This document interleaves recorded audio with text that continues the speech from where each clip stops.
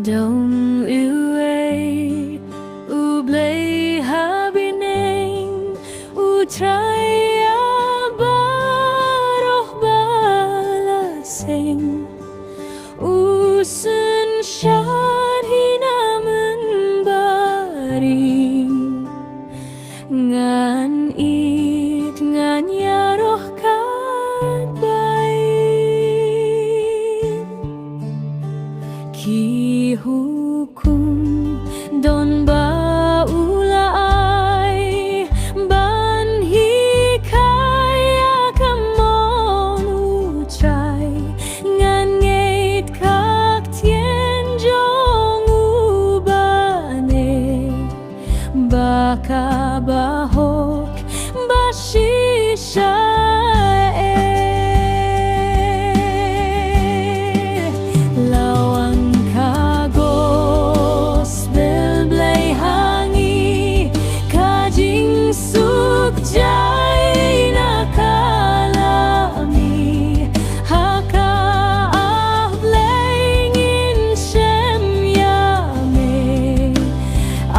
boringin wat nong grimbane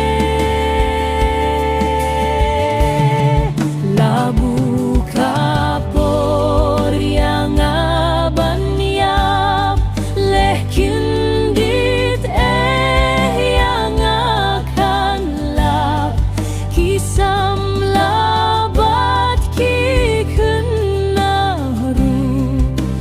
kiap bangkre nganem tuju